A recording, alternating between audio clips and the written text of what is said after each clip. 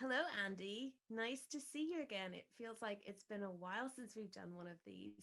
How has 2022 been treating you so far? Well, I don't want to jinx it because we're only 19 days in, but and that's just really ruined it, hasn't it? Because who knows when this is going to go online, given my track record. But 2022 so far has been quite good. We're eagerly anticipating, and we've got a positive sense of anticipation for a change of the year ahead. Let's be honest, it can't be much worse than 2020 and 2021. But 2021 had its bright sides towards the end of the year, didn't it? So it wasn't all bad. And hopefully, as we kind of head into 2022, high stakes can be essentially the first marker that we throw down to kind of, kickstart the year on a real high. Mm-hmm. Well, yes, 2021 did see Rev Pro return to your call. Now we're on our third Your Call show since the pandemic. So do you feel like fully back in the swing of things, back to business, as you would say? Well, it's interesting. I felt we were. It was. It's been an interesting journey, hasn't it? I mean, you could write a book, you could podcast for hours about it, and but I feel like we'd kind of got back into the swing of things. We were well and truly back to business. The novelty of live professional wrestling shows was kind of gone.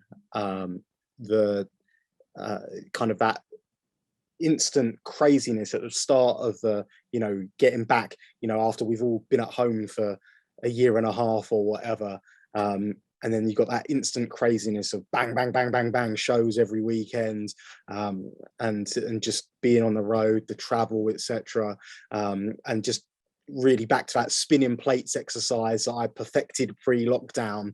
And I remember we'd got like maybe 2 months into that and I was just exhausted, and that's when we had like the 3 week break in between.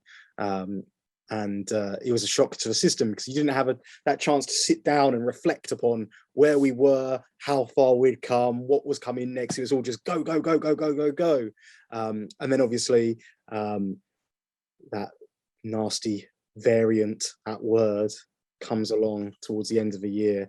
And pretty much, I mean, I've always had the confidence that we're going to keep going, but like it put a lot of question marks over the year 2021, which it looks like, again, touch wood, it looks like are starting to ease a little bit, and we can look towards 2021 a lot more positively now and a lot more optimistically. So I think if last year's taught us anything, given the stop-start nature of the year, and the kind of, we're going to go at this date, no, it's going to be a bit later, etc. I think if last year's taught us anything, it's like we can't take anything for granted. So I certainly don't take, these shows, these York Hall nights, these big, there was a time when we didn't know if we were going to get back to York Hall at all, full stop, so you can't take these nights for granted, and it doesn't matter if it's a small show, a big show, a medium-sized show, or anywhere in between show. You can't take that live experience for granted. And we learned last year, and at the end of 2020, you can't take the fans for granted either, because it's something special. Like, wrestling requires all these parts to work effectively, and just as important as having the best wrestlers in the world it's also so important to have the best fans as well. And I think one thing that really made British wrestling stand out in the past was a passion, and this goes back all the way to SummerSlam 1992 at Wembley Stadium. It's a passion, and the vocalness and the rowdiness of the UK fans that really help draw attention to the product. So it's been an absolute blessing to have the fans back, and I'm absolutely pumped to bring them back en masse. High stakes 2022. It's great. Our monthly presentations at 229 are fantastic, but anyone who will tell you York Hall, there's something about that building. There's like magic in the air. There's history just dripping off the walls. A who's who of combat sports have been in that building, and now a who's who of professional wrestling as well. When you look at our run over the last what we've probably been about 9 years in York Hall now. So it's a crazy time, but we look forward to, you know, continuing that tradition, continuing the excitement. And I think we've got one of our most exciting lineups that we've produced at that building coming up on January the 29th. Well, absolutely. So let's get into this lineup, into the card that we have here on January 29th, high stakes. Let's start off with a match involving two former young lions, Yoda Tsuji taking on Shota Umeno. We've seen Yoda Tsuji now a member of the Legion, but it seems like there's maybe a bit of tension here between him and Gideon Gray, who's told him in this match that it was kill or be killed after he seemed a little bit reluctant to fight Shota Umeno. So what do you think about the mindset of Tsuji going into this match taking on Shota? Well, the mindset of Tsuji's not going to be good having to, I mean, I have to spend quite a great deal of time alongside Gideon Gray at the commentary desk. Well, I'm fortunate that at the end of the day, I don't have to see him until the next show. Yota Tsuji's obviously spending time training with Gideon, training with Lucian Phillips and Legion, and he can't get away from the man. And he'll tell you some of that was his own doing. And I guess it kind of goes back into what Gideon said, doesn't it? Kill or be killed. I mean, he had the opportunity to put Gideon away at Uprising at the end of last year, and he didn't make the most of that opportunity. He didn't take that opportunity, and it cost him, and he's found himself alongside the Legion. Now, Tsuji doesn't, we know Tsuji, he doesn't want to get involved with the Legion's tactics of cheating, jumping people from behind, and even more specifically, he doesn't want to do it against his best friend Shota Umeno. You know, we've seen him, refuse to attack Shota Umeno before, because they are friends at the end of the day, you know, and you don't want to fight your friends. But Tsuji's also a competitor, and we know that he's here to pick up victories. He's here to learn. And he's here to grow stronger. And he recognizes is that the occasion isn't lost upon him. He's going to want to pick up a win over Shota Umeno, you know, a man who really has received a great deal of fanfare, who's already received shots at the undisputed British Heavyweight Championship main evented York Hall, a man who many people tout as a future ace of New Japan Pro Wrestling. People don't talk about Tsuji like that, and that's not lost on Tsuji. And he knows if he can show up on January 29th and work hard and pick up a win, is going to bring him a lot of attention and a lot of plaudits, and it's going to really springboard his 2022. Now, the key is the way he goes about conducting himself in that contest. Now, if I'm a betting man, I would suggest that Tsuji's going to fight fair, and it's going to be a real contest fought with honor. We know Shota's going to approach the contest in that manner. I'd like to think Tsuji will as well. And I feel like we could be in for a real treat. And it's one of those contests that we look at, and it could be a future Tokyo Dome main event, and it could be a trivia question about who was there, you know, in London when they competed against each other on their excursion, you know, or perhaps in many years' time when they come back conquering heroes, so to speak. You know, we'd be talking about who was there on January 29th when they competed at York Hall. So, you know, I think it's got a real potential to be a history-making match. Stylistically, it's very exciting. Of course, we know they had a crossover period at the dojo with one another in Japan, and they know each other very well. They've teamed together in Revolution Pro Wrestling. They're friends.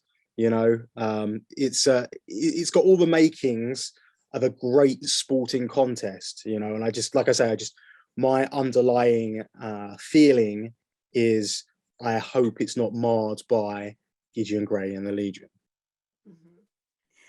Next up, we have a match involving another former young lion, Gabriel Kidd, who's also a former Rev Pro contender. He'll be making his return and taking on Francesco Akira. Now, Kidd will obviously be looking to show how much he's grown since he's been away from Rev Pro, but Akira, he's really been very impressive since he debuted in Rev Pro a couple of months ago and racking up a lot of wins. So how do you think this one might go?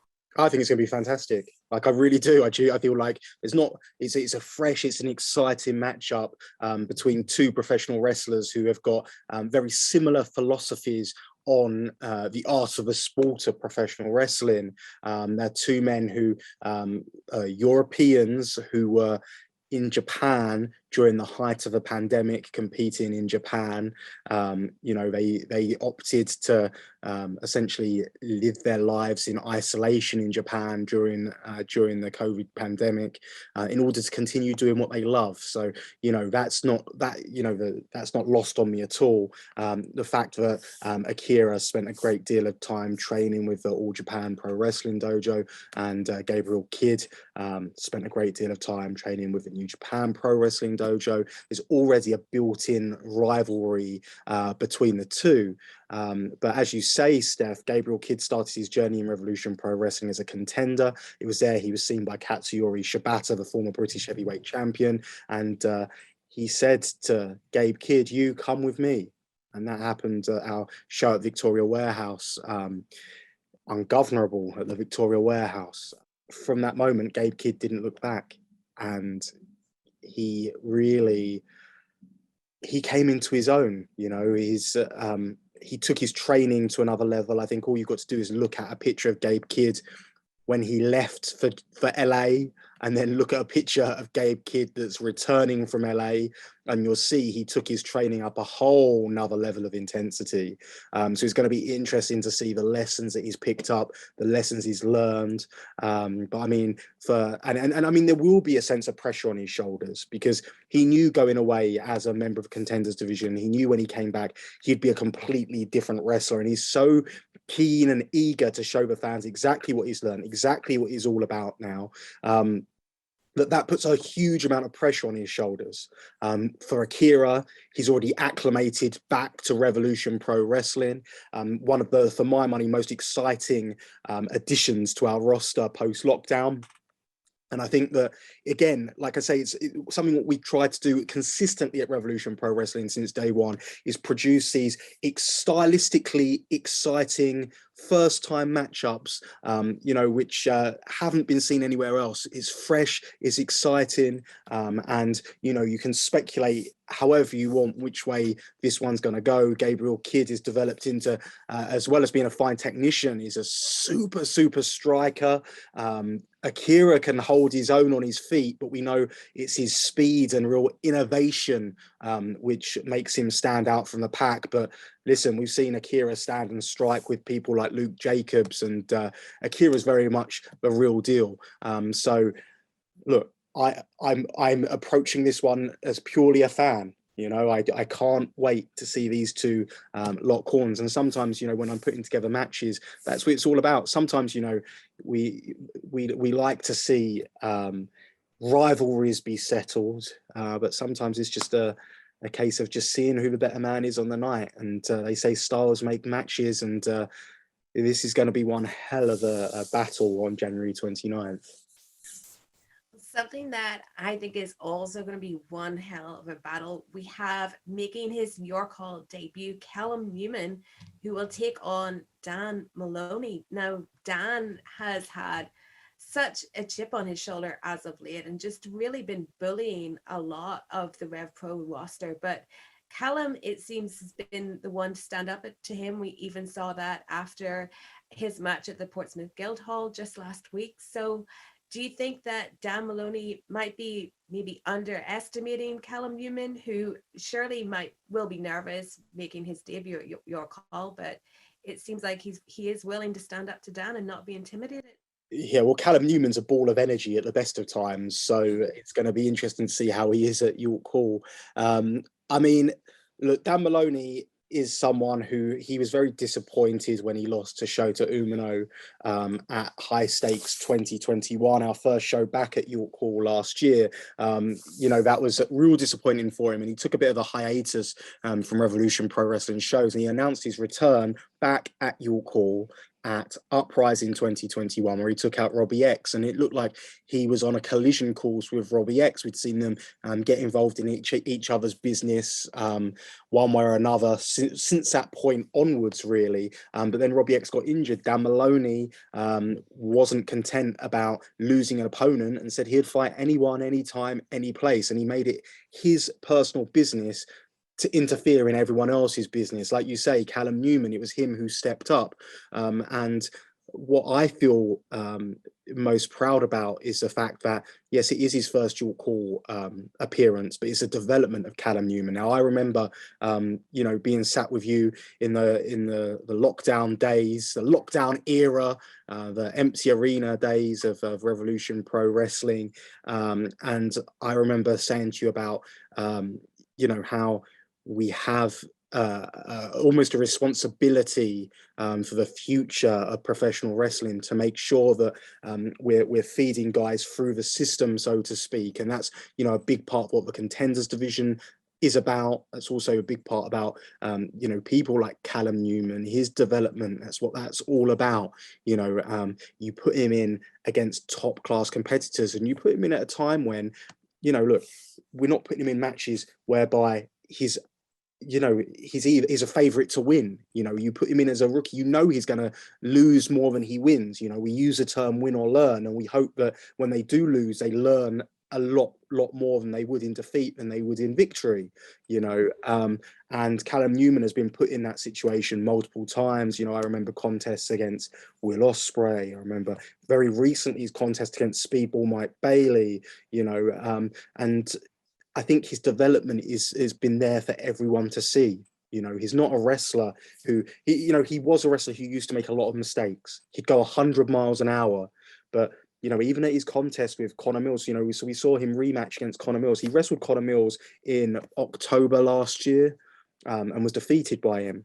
And this past Sunday at the Portsmouth Guildhall, we wrestled him again. He corrected so many errors that he made in the first contest, which cost him his spot in the British J-Cup. He corrected so many of those errors and came out victorious. And that to me is a sign of a wrestler who's developing. And I feel that, you know, maybe 12 months ago, it may have been too early for Callum Newman, but right now I think it's a perfect time for him. And Dan Maloney is almost a perfect opponent. Yes, he's bigger, stronger, but you know, Callum Newman's got a couple of unique things going for him. So obviously he's a lot faster than Dan Maloney. He's capable of doing things that, you know, you imagine you can only do in video games. Like he can do it in real life. But not just that, for a cruiserweight, Callum Newman, and to me, I look at the frame and I'm saying he's someone who could move up to heavyweight in the future. But let's not, you know, get ahead of ourselves, because right now, Callum Newman, he's so tall, he's got a big reach advantage. And that means that Dan Maloney really has to try and get inside him if he's going to, you know, if he's going to make a real impact in the contest. He's going to use his power-based offense. And the thing is, you've got that distance that allows Callum Newman to close it with his high flying and fast offense. So stylistically, for Callum Newman, despite the fact you'd look at it on paper and say, well, Dan Maloney's going to outpower him, you know, he's proven he can escape that driller on 2 different occasions now. And Dan Maloney's also proven that if he hits that driller, the match is over. So, you know, I feel that Callum Newman's speed, his height, you know, the fact that he's scouted that driller and he's got so many different ways out of that maneuver, I think that's going to play a lot into this contest. You know, it's opportunity knocks at the end of the day. And it's like, will Callum Newman make the most of this opportunity? And Dan Maloney, I mean, he walks into whatever, you know, he may have a spring in his step. He may, you know, feel like he's going to get in there and impose his will and bully Callum Newman in the contest. But at the end of the day, it's a high pressure situation for Dan Maloney as well, because for Callum Newman, as we said, like, you know, we expect him to lose more than he wins at this stage of his career. But for Dan Maloney, he needs to be picking up the W's. And Dan Maloney, he made you know, he really made a statement when he laid out Will Ospreay in our empty arena shows. He gave Will Ospreay, the undisputed British heavyweight champion, a driller. Yet any single time that Dan Maloney's got within a hair's length of Will Ospreay challenging for that undisputed British heavyweight championship, he's fallen at the last hurdle. We look at that Southside Heavyweight Championship match with Ricky Knight Jr. We look at that #1 contenders match against Shota Umeno. And Dan Maloney knows if he wants to get to the undisputed British Heavyweight Championship, which is exactly where he says he's going to be by the end of 2022, he has to put together a string of wins. And again, you can lose to someone like Ricky Knight Jr., you can lose to someone like Shota Umeno, and given where they are in Revolution Pro Wrestling, given their body of work thus far, and you know their record, you can lose that match and not fall too far down the rankings. But to lose to Callum Newman for Dan Maloney would almost be unthinkable. So that puts an extra level of pressure on himself, especially because he's talked a lot of talk. So, you know, January 29th, it's time for him to walk the walk. But again, a stylistically intriguing contest. I expect fireworks, and I expect the fact that both men want to go out there in order to impress will lead to just a fantastic professional wrestling match. And I think that, you know, going into January 29th, it might not be the immediate match we're talking about, and I guess we'll talk about the reasons why in a little bit, but it may well be the match that people come away talking about, because it's got the potential to be a bit of a sleeper. It's got the potential to steal the show, you know. And I feel that you know, both men have the right motivation. Both men are hungry, determined, and both men personify exactly what Revolution Pro Wrestling is all about when we talk about you know, that next level of in-ring competition. So, you know, it's just, again, shock. I'm excited. You know, it's another one. Well, we will also see the British Women's Championship on the line at high stakes. Alex Windsor, the pretty new to the championship. This will be her second title defense. She takes on Charlie Evans, who makes her return to Rev Pro. So for those not familiar, what can we expect from Charlie Evans at high stakes? Well, it's going to be the fight of Charlie Evans' life. She's someone who feels that she's been ready to be in this situation, to be in this position for a long time. And she's someone who perhaps would tell you she wouldn't have had the confidence to say that 18, 24 months ago. But just like many people, you know, the lockdown, global pandemic, it forced us all to reevaluate ourselves and who we are. And for Charlie Evans, it gave her the opportunity to explore who she was as a professional wrestler, and to really, I would say, embrace the violence, but that's kind of what she's been doing. And she's more sure of herself than ever before. She's more confident than ever before, and she will say it out loud now: I'm the next undisputed British women's champion. And, you know, she's a determined young lady. She's a fine technician, but perhaps most importantly, she is one of the hardest hitters in Revolution Pro Wrestling. She's one of the most powerful women to ever step foot in a professional wrestling ring. You know, she's short in stature, but man, she will throw you around the ring. And Alex Windsor's got to be prepared, you know, because Charlie Evans can get you from any position. And I think that Alex Windsor knows that if she's going to hang on to that championship, she's going to have to be at her absolute best. I mean, Alex Windsor's coming off of an injury herself. You know, she really, I mean, she was kicking herself. You know, the last time we saw her in action was at November's Uprising event, and she was so hell-bent and determined on being a fighting champion, on continuing the hard work that Giselle Shaw, our former undisputed British women's champion, put in to put in the women's division on the map. And she had an excellent first defense against Debbie Keitel. It couldn't have gone any better for her. And then, bam, she's injured. Once again, she's defied odds in coming back a lot quicker than People said that she would get back. She says she's 100%. But the question is she? And the question is, in the back of her mind, will she be trying to protect that injury? Because if she is, that's where she could walk into a trap from Charlie Evans. And Charlie Evans is a very intelligent wrestler, and she will set traps for Alex Windsor to walk into. So again, it's very much going to be a hard-hitting game of human chess. But these two women are going to prove they belong. They're going to prove they belong on the main show, York Hall, Bethnal Green. You know, they're going to show exactly what the vision for the future of the women's division in Revolution Pro Wrestling is all about. And it's a first-time contest as well. And that's another, you know, it's just so, like I said, it's just an exciting time to be around Revolution Pro Wrestling right now. So many fresh, exciting first-time contests, and this is no exception to that rule. And I think whoever wins this contest will be able to be proud to call them champion. They'll be a deserving champion. They'll very much be undisputed. And I think it's going to really perhaps be a case of, well, how well has Alex Windsor healed from that shoulder injury? But as she says, she always comes back better.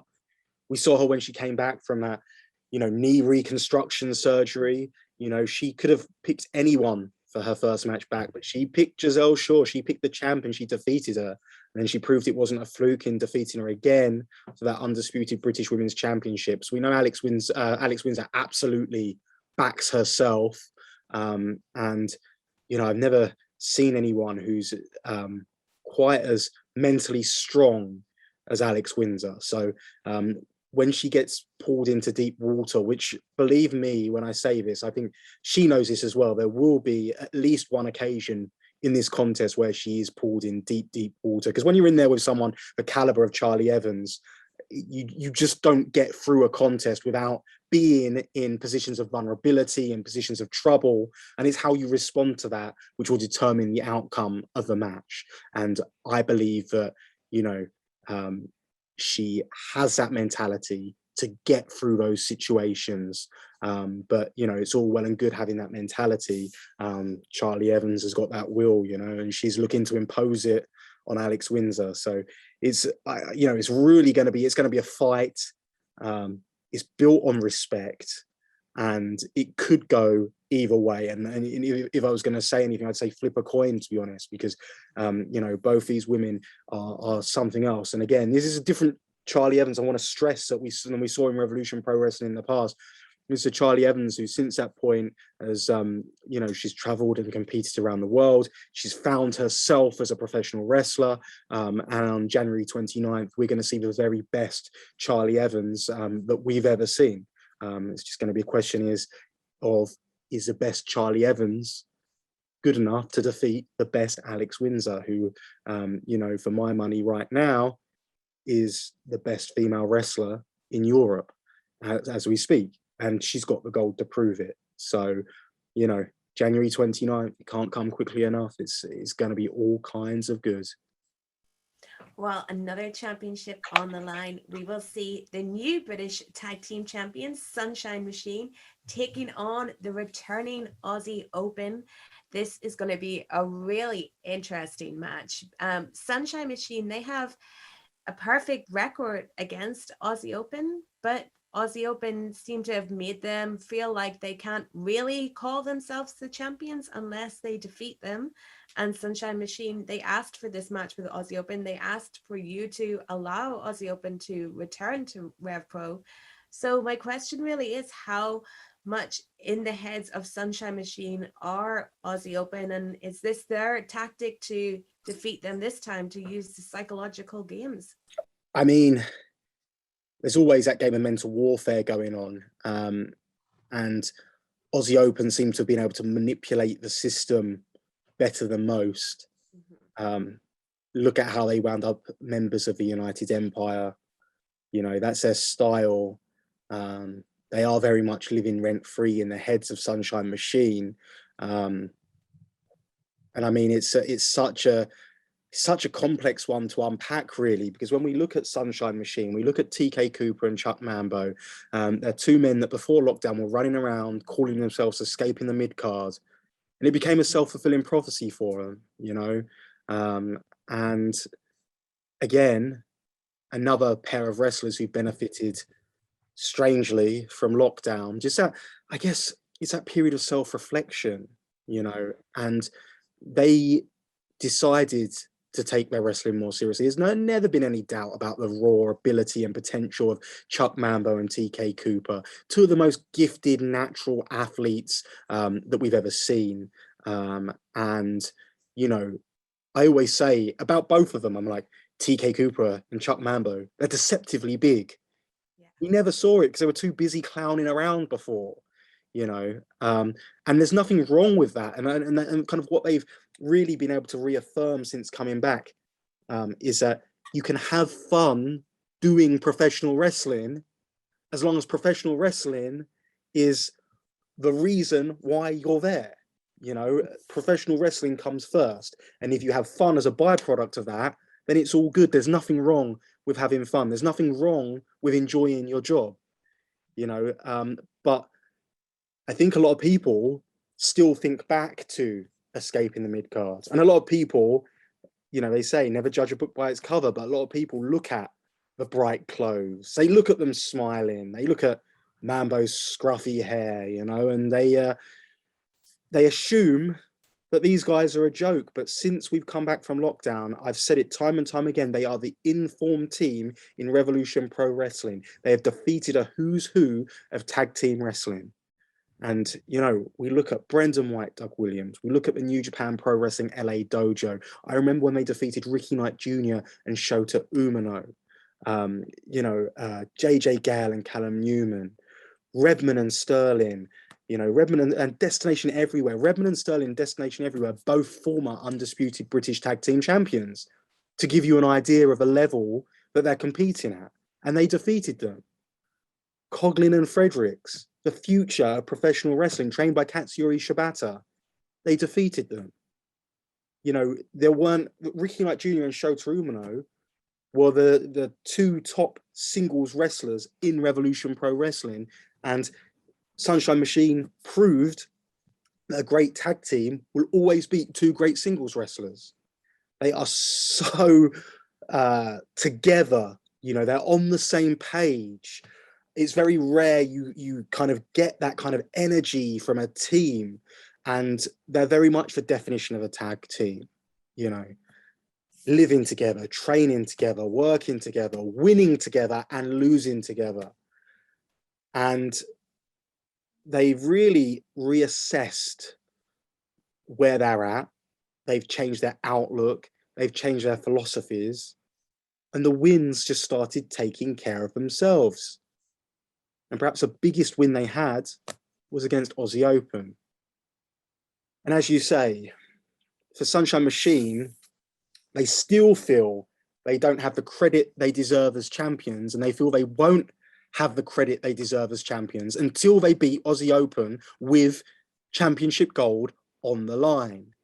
And I think something TK Cooper said was the shadow of Aussie Open is over their entire championship reign unless they can beat them. And you're right, Aussie Open have got in their heads, but sometimes stuff like that provides the motivation you need to push on and take it to the next level. Now, Sunshine Machine have made it clear they were able to defeat Aussie Open on their best night. But Aussie Open come into that contest with a plethora of excuses. They've not been the same since that war with the Knights at York Hall, have Aussie Open. You know, they say that there was no championship gold on the line, so they weren't taking the contest as seriously. And they say that they had an off night. And that's not what Sunshine Machine want to hear. You know, Sunshine Machine want the best Aussie Open. And now Aussie Open have had 4 or 5 weeks at home, sunning themselves in Australia, relaxing, resting. I know what you're thinking. Yes, some punishment, Andy, I know. But it looks like Aussie Open can walk back into York Hall Bethnal Green, and a match I had to beg them to come back for, might I add. And they're going to come back smug, full of themselves, but most importantly, prepared and ready, not underestimating Sunshine Machine. Because they may be guilty of underestimating them in the past, but they can't underestimate them now because they know exactly what they're all about. And on January 29th, we are going to see the very definition of tag team professional wrestling. I've said it before, I'll say it again. There's nothing more exciting when done right than tag team professional wrestling. It has to be real tag teams, not thrown together teams. And that's exactly what Sunshine Machine and Aussie Open are. And, you know, without a doubt, these are the most prestigious tag team championships in the whole of Europe. No question. They're held by the best team. And right now, that best team is Sunshine Machine. But right now, there's still the argument, and they will tell you themselves that they believe that on their best day, Aussie Open are the best team in the world. And I don't think there's many people that can argue that fact. You know, Kyle Fletcher and Mark Davis has perfected the art of tag team wrestling. They've defeated the very best. They've defeated the who's who. The eyes of the wrestling world are on them. It's no secret where they'd be right now if it wasn't for this global pandemic. They're members of the United Empire for a reason. The wrestling world is their oyster. And for them, January 29th may well just be another night in the office. But for Sunshine Machine, it's everything. Will Sunshine Machine have put too much pressure on themselves? Or will it prove to be the motivation they need to compete and defeat the best tag team in the world? It's got all the makings, just the perfect ingredients to make the perfect professional wrestling match. And it's one of those matches which you can't help. If you're a fan of professional wrestling, you know, you can't help but be excited by a contest like this on a stage like High Stakes at York Hall, Bethnal Green. Well, another match that you just couldn't help be so excited about is almost the future of Rev Pro taking on each other. Ricky Knight Jr. versus Luke Jacobs. Luke Jacobs now out on his own from Young Guns. And these two have a bit of history because we can't forget that the Young Guns did initially hook up with Will Ospreay to be in the United Empire and then got double crossed. But this is just going to be, I think, a great clash between two of the brightest stars in Rev Pro. And what are your feelings about who might take this one? Because Jacobs he's really been impressing since he's had to be a singles competitor here. Absolutely. Well, we're dubbing it the fight for the future, and we're dubbing it the fight for the future for a reason, because without a doubt, Ricky Knight Jr. and Luke Jacobs are the future of professional wrestling. Two of the most exciting professional wrestlers you're ever going to see.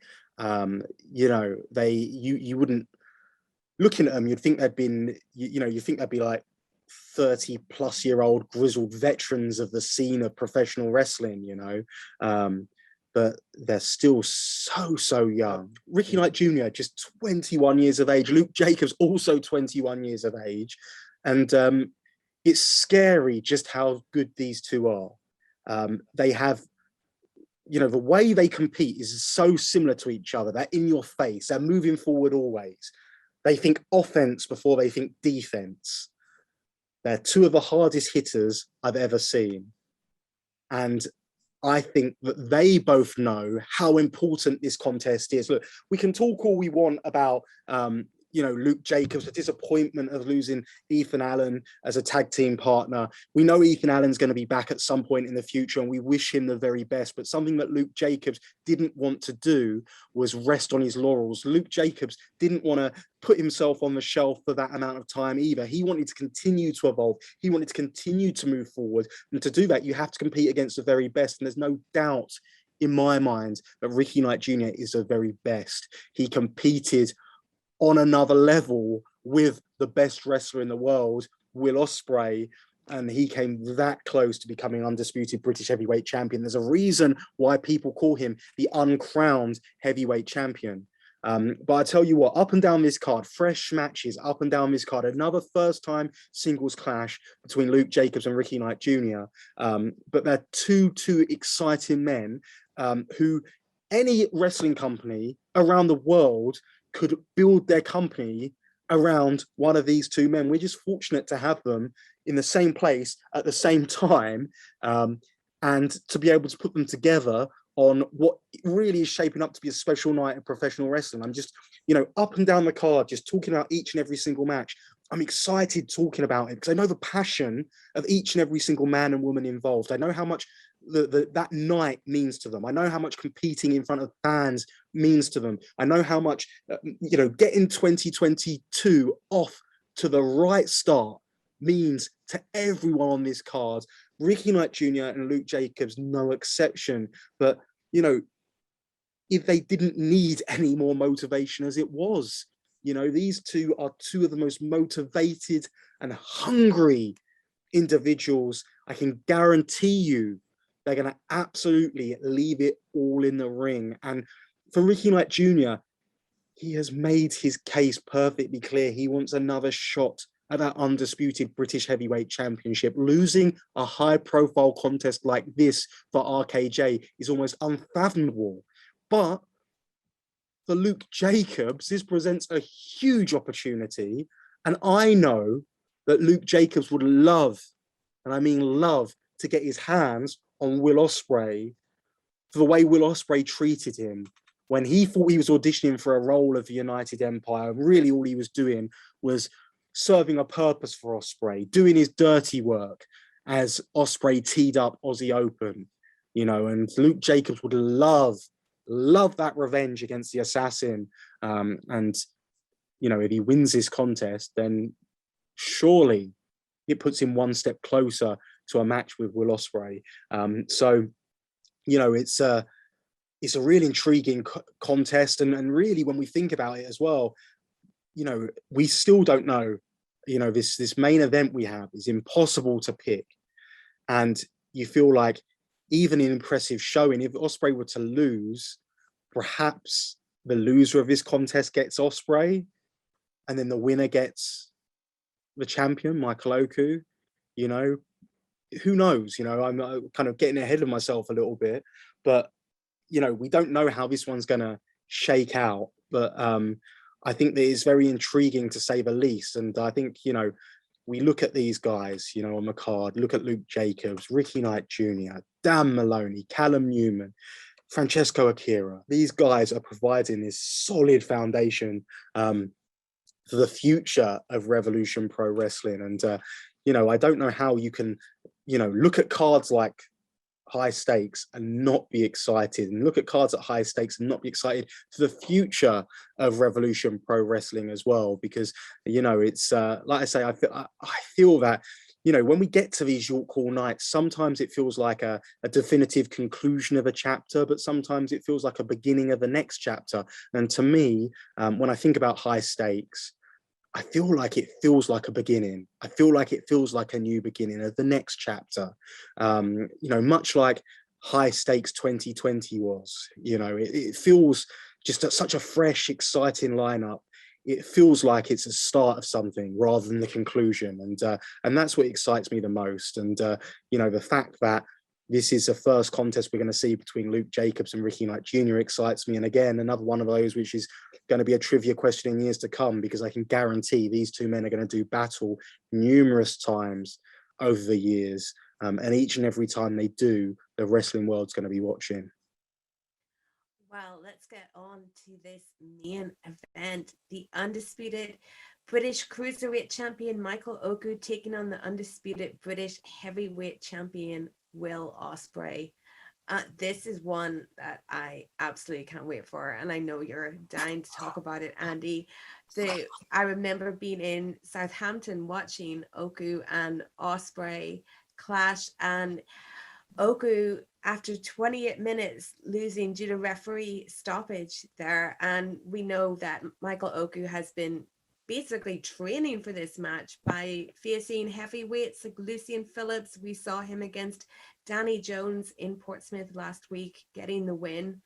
So Oku's also asked to make sure that the referee doesn't stop it this time. So we know that Michael Oku is willing to do anything to win, and he has absolutely no quit in him. But Do you think he can get the job done this time at your call, somewhere where he's had such amazing victories and amazing moments in the past? I feel like it's very hard to bet against Michael Oku at this stage. I've done it before and I've regretted it. Fortunately, I didn't put any real hard money down on it. Otherwise, I'd have lost. But who thought that Michael Oku would be the only man in Revolution Pro Wrestling to be able to pin Pac? Who thought that Michael Oku would be the undisputed British Cruiserweight champion? Who thought he'd win the British J Cup, defeating Rocky Romero, and then in the finals going on to defeat El Phantasmo, Robbie Eagles, and Pac? You know, and you know, there was the asterisks against it. Well, Pac got disqualified. You lost to Pac. Well, Michael Oku then picked it up and defeated Pac. You know, and I just don't think you can write this guy off. You know, he's a history maker. That's what he's all about. He's about legacy. And he's writing one hell of a story right now. You know, when it's all said and done, you know, we look at him, he could become one of very few men to become a Triple Crown winner in Revolution Pro Wrestling. And, you know, he's a man, he held that tag team championship and the cruiserweight championship at the same time. He's got the potential to hold the cruiserweight and heavyweight championship at the same time. And I've already said we'd have to have discussion about what happens. Does he vacate one of those championships afterwards? And I think I know what the answer would be. I think the answer would be he wants to compete and defend both those championships. And I'm sure Connor Mills will be asking the question about what about going back for those tag team championships? And Michael Oku will probably say, sure, let's go after them as well. Let's hold all three belts at the same time. Because that's the type of man that Michael Oku is. He sees a task and he doesn't see it as impossible. He sees it as, you know, this is my time to start asking some questions. This is my time to work out, how do we get around this task? What do I have to do? You know, he knows the answer each and every time is work hard. And you know, as you've alluded to, his preparation for this contest has been competing against heavyweights, sparring against heavyweights in the training school, but not just, and like, again, he's been mixing things up as well. He's done a lot of training in preparation to this contest at the Portsmouth School of Wrestling, which is something that he hasn't done before in his lead up to other contests, you know. So he's changing up his training partners, you know, he's working hard. And again, like I say, you'd have to be a betting man to bet against him.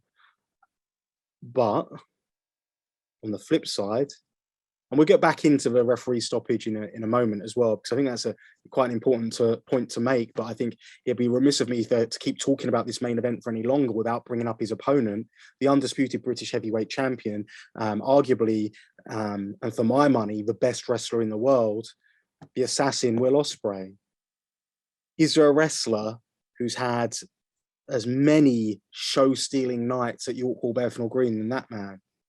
You know, he's synonymous with that building. He's made it his own. It's his home venue. You know, he's capable of defying all odds. Every single person from day one bet against him. And look where he is now. He's at the top of the wrestling world. And on January the 29th, he has the opportunity to prove it once again. You know, he takes great pride in the fact that this is an all-British main event. He takes great pride in the fact that it's himself headlining. You know, he takes great pride in the fact that he gets to show the wrestling world just how good he is. And with Michael Oku, he knows he's been in there. Look, the first time he competed against Michael Oku, and this is again another interesting thing. You know, so many times you see rematches, and you see a different result in the rematch, because guys they felt the other opponent out. You know, so normally, and if you look through the Rev Pro record books, normally if you get a rematch, probably about 70% of the time you get a different result the second time round. There's a good reason for that. And I feel that Will Ospreay may have taken Michael Oku for granted in that first contest they had with each other. But the undisputed British Heavyweight Championship wasn't on the line. So you have to remember that fact. Will Ospreay's a different animal when that heavyweight championship is on the line, but perhaps the biggest and most key point is that Will Ospreay figured a way to win. So despite the fact he may have taken Michael Oku lightly, he figured a way to win. And Will Ospreay's been walking around telling anyone who listen, he's going to dust Michael Oku, you know. They've got a 60-minute time limit to work within this contest. So it's, you know, they got more time to work. If they had 60 minutes in Southampton, would Will Ospreay have gone all guns blazing in that final flurry of the match, 28 minutes in, that final flurry that saw him be victorious? Who knows? Who knows if he would have taken that risk? But Will Ospreay recognised he needed to end the contest. So it's a difficult one to pick. You know, on one hand, history, I guess, favours Michael Oku, but on the other hand, you're facing the best wrestler in the world who doesn't care about history. He writes his own, you know, so it's going to be a hell of a match. We know Michael Oku's spoken, you know, passionately about the fact he doesn't want the contest stopped. Now, I'm going to stress, it doesn't mean this contest can't be stopped. Referee Oscar Harding, who's been assigned the head official for this contest, has not been instructed not to call for the bell. Now, he may display a greater degree of leniency, perhaps, in terms of letting the contest continue. But I believe all he's going to do, he will never put a wrestler's safety at risk. So, you know, he will give Michael Oku every opportunity to respond. That's all he can do. But he's not going to stand there and let Will Ospreay beat him to within an inch of his life, you know, as much as Michael Oku wants to go out on his sword, you know. So we can't go into this one thinking that all Michael Oku has to do is survive, because it's not a case of that at all.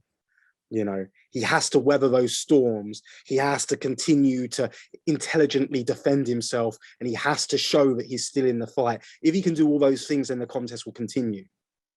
And much like we said, you know, in the women's championship match, you know, you're going to find yourself in those situations when you're in deep, deep water. And Michael Oku, no doubt against Will Ospreay, will find himself in those situations. The question is, has he worked out how to defend in those situations? Has he worked out how to put himself on the front foot? Or has he worked out how to not get himself in those situations in the first place? That remains to be seen. There's so many questions, but what I do know is Will Ospreay is the most naturally gifted professional wrestler that I've ever seen step foot inside a professional wrestling ring. Michael Oku's got more heart, grit, and determination than any wrestler I've ever seen step foot inside a wrestling ring. And really, they're two combustible elements when you put them together, you know, and it's going to be a hell of a professional wrestling match. Again, this is just an exciting match, and I know it's a rematch, but it feels fresh, it feels exciting. You know, two guys from the UK headlining this event, an all British main event, the most prestigious singles gold in the whole of Europe. We look at the men who've held that undisputed British heavyweight championship. We look at AJ Styles, Tomohiro Ishii, Zack Sabre Jr., Hiroshi Tanahashi, and of course, Will Ospreay. Michael Oku wants to add his name on that list in the worst way possible. He wants to add his name to that list. He wants to be in that list of future Hall of Famers, that list of world beaters. Just will January 29th be the night he's able to do it? It's a big step up for him. He says he's ready. I know I'm ready to watch it, but we'll see if he really is when he steps foot in the ring with, and I've said it before, today, at least 2 times, and I'll say it again, with the best wrestler in the world in Will Ospreay. It's not often, as a professional wrestling fan, you get the opportunity to see this caliber of professional wrestlers compete on a card live, let alone against each other, in the prime of their careers, you know, in our humble wrestling nation. And I sincerely hope that everyone watching comes out and witnesses this absolute epic night of pro wrestling at its best, because I'm telling you, each and every single person on the card is going to leave it all in the ring. Well, as you said, Andy, it is pro wrestling at its best. It is a huge night for Revolution Pro Wrestling and British Wrestling on January 29th. And thank you for joining me and going through the card with me. And I will leave the last word to you on High Stakes, January 29th at your call? I've said a lot of words already. I'll say some more. Buy your tickets now. revolutionprowrestling.com. Of course, if you can't be there, approximately 48 hours after the event will be available on rpwondemand.com. You can also use the URL revproondemand.com. We're going for a bit of a rebranding process. revproondemand.com. So just make sure you check it out. And if you can be there, because it's going to be a history-making night. And again, you know, all those contests I talked about where I said, you know, it's going to be that trivia question, where were you when? Be the trivia answer. Say I was there, you know. Revolution Pro Wrestling, High Stakes 2022, January 29th. It's going to be great.